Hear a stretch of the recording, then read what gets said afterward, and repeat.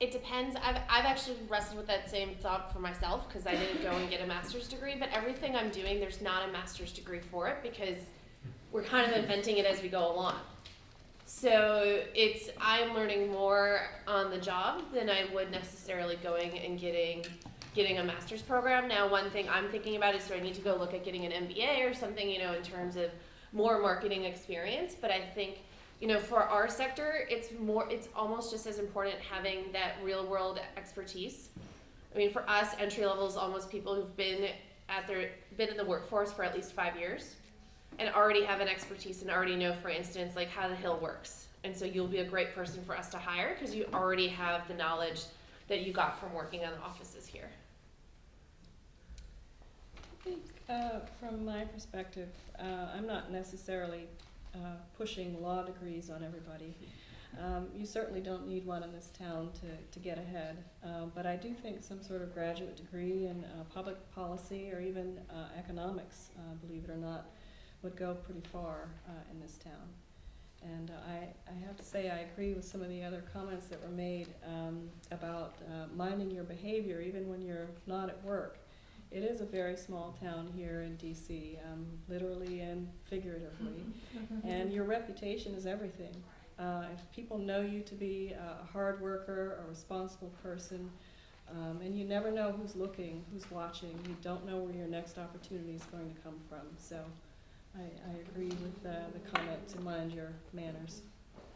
Yeah, I agree with those remarks, particularly if you're working for a member of Congress, because it could reflect poorly on them and end up in media stories that you probably wouldn't want. But I think that it really varies. I think that one of the challenges that some people have coming out of grad school when they're just first starting on the Hill is generally everyone starts at the staff assistant or LC level, and the salaries for those jobs are very limited.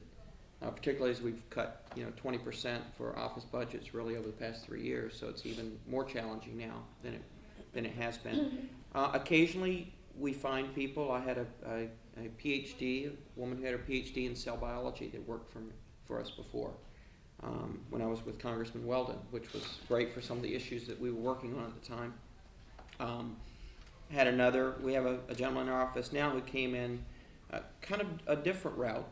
He came in as an LA, has a law degree, had worked for the state attorney general for a number of years, and so it can happen, but it's usually the pathway is a little more narrow, particularly in personal office. Committee offices, it may be a little bit different, but from the personal office perspective, it can be limiting if there's a way you've paid for that and don't have a lot of loans or those types of demands, then it could open the opportunity for you.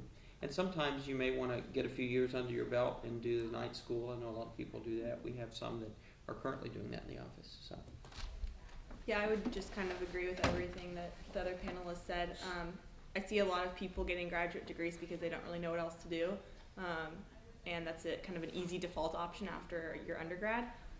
But again, it's expensive and it's time consuming, and the trade-off that you're taking there is that you're not getting that real-world experience. So I know friends who have MBAs or law degrees who are still looking for jobs because that didn't open up as many avenues as they hoped because they didn't get the experience they needed. So I guess I'm of the opinion that unless you have a really specific reason why you're getting that law degree or that MBA and you know what you want to do with it and you know that it's necessary, hold off for a few years and get some experience because you might change your mind entirely or you might find out that you don't really need it.